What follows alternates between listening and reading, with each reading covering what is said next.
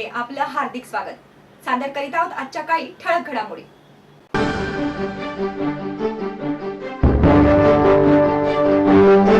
ठाण्याच्या Nitin company junction येथे 750 millimetre व्यासची जलवाहिनी फुटून लाखो लिटरचे पाणी गेले वाया.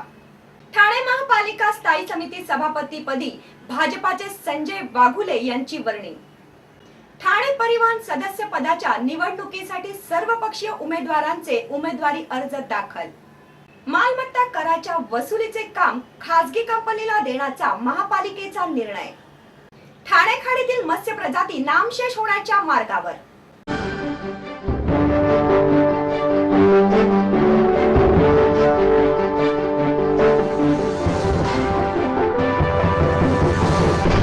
ठाण्याच्या नितीन कंपनी जंक्शन येथे 750 मिलीमीटर व्यासाची जलवाहिनी फुटून लाखो लिटरचे पाणी वाया गेले आहे. ठाण्याच्या नितीन कंपनी जंक्शन येथे काल रात्रीच्या वेळेस 750 मिलीमीटर व्यासाची जलवाहिनी फुटल्याने लाखो लिटर पाणी वाया गेले. सदर जलवाहिनीद्वारे इंदिरानगर, टेकडी बंगला, श्रीनगर, किसन नगर व वागळे एस्टेट परिसराला पाणी पुरवठा होतो. मात्र ठाण्यात पाणी टंचाईची भीषण समस्या असताना अशा प्रकारे पाण्याचा अपव्यय झाल्याने नागरिकांनी संताप व्यक्त केला आहे.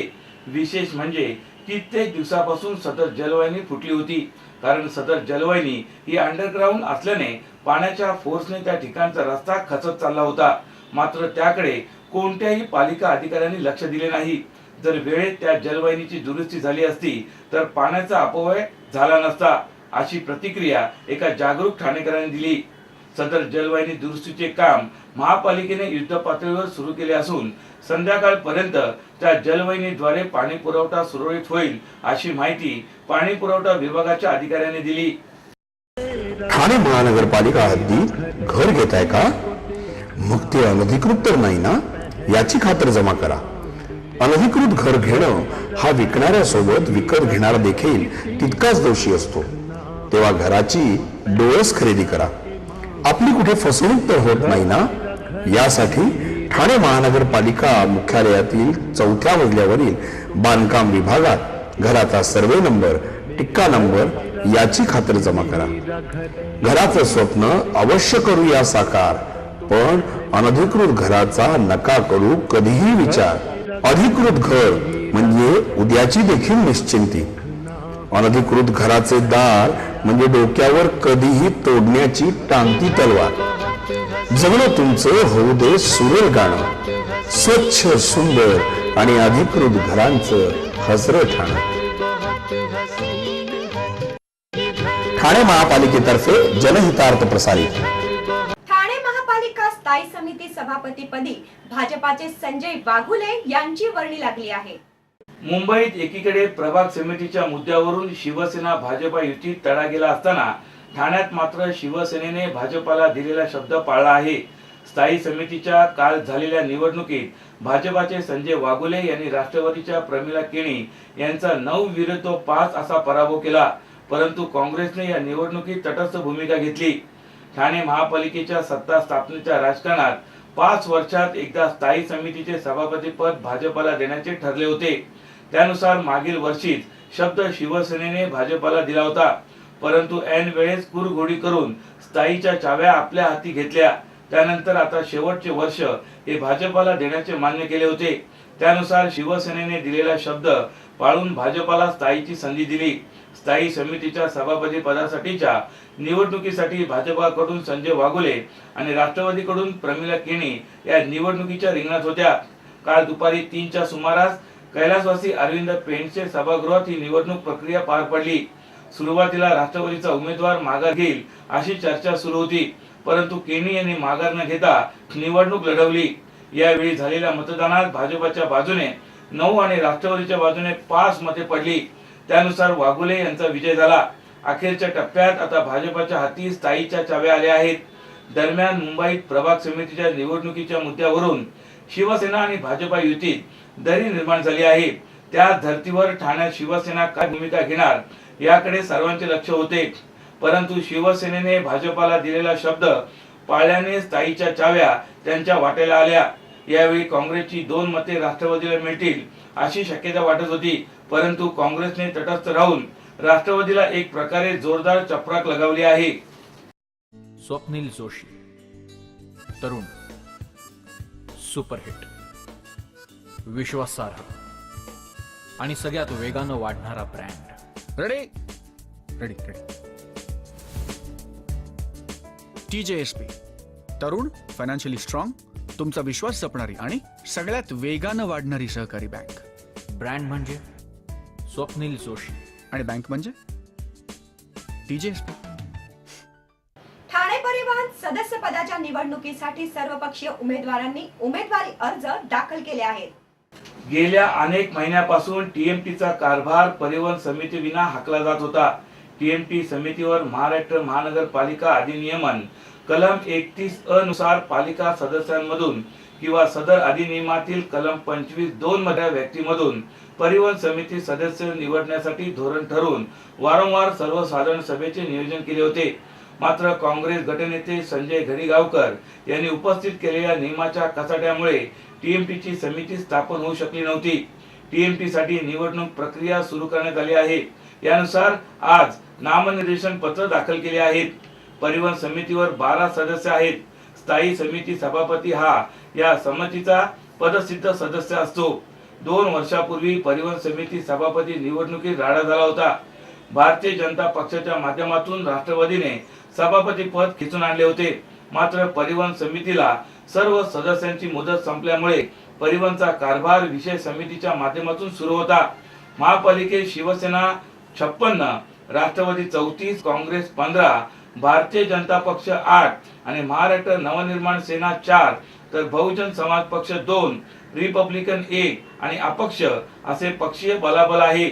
पालिकेत शिवसेना भाजपा युतीचे वर्चस्व असल्यामुळे त्यांचे सर्वाधिक सदस्य निवडले जाणार आहेत. पक्षीय बलानुसार राष्ट्रवादीला 2 तर काँग्रेसला 1 जागा मिळण्याची शक्यता आहे. दरम्यान आगामी सार्वत्रिक निवडणुकीला काही महिने उरले असल्याने परिवहनची निवडणूक बिनविरोध व्हावी यासाठी काँग्रेसने सत्ताधाऱ्यांना आवाहन केले आहे. या निवडणुकीसाठी शिवसेनेच्या वतीने शरद यादव, साजन कासार, जेरी डेव्हिड, पवन कदम, प्रकाश पायरे, राजेंद्र महाडिक, अनिल भोर तर राष्ट्रवादी पक्षाच्या वतीने सुरेंद्र उपाध्याय, हेमंत धनावडे, तकी चौलकर तर काँग्रेसच्या वतीने सचिन शिंदे व शैलेश शिंदे व मनसेच्या वतीने राजेश मोरे यांनी आपले उमेदवारी अर्ज दाखल केले आहेत. आपलं घर स्वच्छ, सुंदर, नेटनेटकं ठेवतो ना, मग आपण आपल्या शहराच्या बाबतीत उदासीन का? आपलं शहर स्वच्छ, सुंदर आणि नेटनेटकं ठेवणं ही आपली जबाबदारी आहे, हो ना? मग उचला फोन आणि विना परवाना होर्डिंग्स, बॅनर्स कुठे दिसले तर 1800-222-108 या टोल फ्री क्रमांकावर कळवा किंवा 75069464155 या भ्रमणध्वनीद्वारे आपली तक्रार नोंदवा किंवा महापालिकेने तयार केलेल्या स्टार ग्रेड ॲप्लिकेशनद्वारे आपली तक्रार नोंदवा. त्याची दखल त्वरित घेतली जाईल. लक्षात घ्या, आपला छोटासा सहभाग आपलं शहर स्वच्छ, सुंदर आणि नेटनेटकं बनवू शकतो. जसं आपलं घर तसं आपलं ठाणे शहर. मालमत्ता कराच्या वसुलीचे काम खासगी कंपनीला देण्याचा महापालिकेने निर्णय घेतला आहे. शहरातील मालमत्तांच्या GIS सर्वेची कल्पना अपयशी ठरल्यानंतर आता पुन्हा मालमत्ता कर विभागाच्या खासगीकरणाचा घाट महापालिका प्रशासनाने घातला आहे. मालमत्ताचा सर्वे करणे आणि त्यांच्याकडूनच मालमत्ता कराची वसुली करण्याचे काम खासगी कंपनीला देण्याचा निर्णय महापालिकेने घेतला आहे. यापूर्वी खासगीकरणाचा फसलेला प्रयोग अजूनही विस्मृतीत गेला नसताना पुन्हा खासगीकरणाच्या दिशेने एक पाऊल टाकले आहे. महापालिका आयुक्त संजीव जयस्वाल यांनी उत्पन्न आणि खर्चाचा ताळमेळ बसवण्यासाठी प्रयत्न सुरू केले असून शहरातील महत्त्वाकांक्षी प्रकल्प PPPच्या माध्यमातून सुरू करण्याचा निर्णय घेतला आहे. यापूर्वी कोट्यावधींचा खर्च करून शहरातील मालमत्तांचा GIS सर्वे केला गेला. तो अपयशी ठरल्याची कबुली आयुक्तांनी दिली आहे. शहरातील सर्व प्रकारच्या मालमत्तांचा खासगी संस्थेमार्फत नव्याने सर्वे करण्याचा निर्णय घेण्यात आला आहे. ही संस्था मालमत्ता कर वसुलीचेही काम करणार आहे. 3 प्रकारच्या मालमत्तांचा सर्वे केला जाणार असून यामध्ये निवासी, निवासी मालमत्तेचे व्यापारी मालमत्तेत केलेले परिवर्तन आणि व्यापारी यांचा समावेश आहे. या माध्यमातून शहरात नेमक्या कोणत्या व किती मालमत्ता आहेत, त्यापैकी किती मालमत्ता धारकांनी चुकीची माहिती देऊन महापालिकेचे उत्पन्न बुडवले आहे याची माहिती होणार आहे. सर्वे व सक्त वसुलीमुळे पालिकेचे उत्पन्न 500 कोटींच्या वर जाईल असा दावा प्रशासनाने केला आहे. हे काम करणाऱ्या खासगी संस्थेला उत्पन्नातील काही हिस्सा दिला जाणार आहे. महिलांच्या न्याय हक्कासाठी लढणाऱ्या नारी शक्ती ब्रिगेडमध्ये सहभागी व्हा आणि आपले हक्क मिळवा. महिलांवरील अन्यायाविरोधात लढणारी एकमेव संघटना नारी शक्ती ब्रिगेड. नारी शक्ती ब्रिगेड राष्ट्रीय अध्यक्षा निर्मला पाल. सभासद नोंदणी सुरू आहे. संपर्क 9321712916.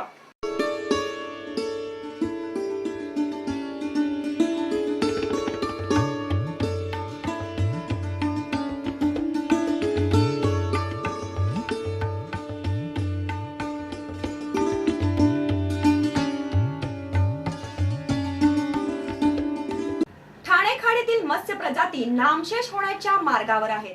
शहराचे सांडपाणी आणि औद्योगिक कारखान्यांचे रासायनिक पाणी पोटात घेणाऱ्या ठाणे खाडीतील वाढत्या प्रदूषणामुळे येथील 90% अधिक मत्स्य प्रजाती नष्ट झाल्या असल्याची धक्कादायक माहिती एका सर्वेक्षणातून पुढे आली आहे. याशिवाय खारफुटी, वनस्पती प्लवंग, प्राणी प्लवंग, शंख, चिंबोरी, कीटक, कोळी, दलदलीय जीवजंतू यांच्या प्रजातीही घटल्या आहेत.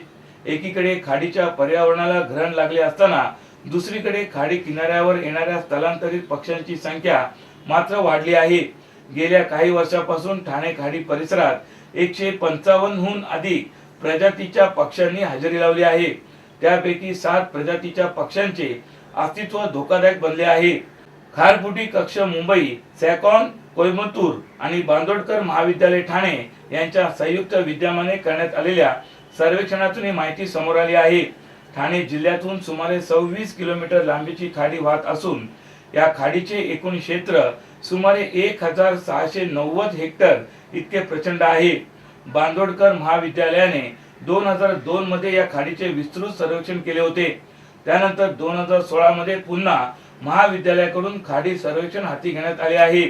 या सर्वेक्षणानुसार 2002 साली नोंदवण्यात आलेल्या 69 मत्स्य प्रजातीपैकी केवळ 11 प्रजाती उरल्याचे दिसून आले आहेत.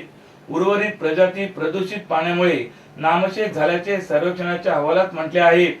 पाण्यातील ऑक्सिजनची पातळीही दिवसेंदिवस खालावत चालली असून त्याचाही फटका येथील जीवसृष्टीला बसत आहे. खाडीतील लोह आणि अन्य खनिजाचे प्रमाण वाढल्याने येथील माशांचे सेवन केल्यास त्याचा नागरिकांच्या शरीरावर विपरीत परिणाम होण्याची शक्यता निर्माण झाली आहे. तर सांडपाणी आणि मल निसरणामुळे खाडीच्या पाण्यातील क्षारांचे प्रमाण घटू लागले आहे. त्यातच खाडी किनाऱ्यावर गाळाचे प्रमाण वाढीस लागले असून खाडी किनाऱ्यावरील दलदल वाढली आहे, अशी माहिती खाडी सर्वेक्षणातून समोर आली आहे.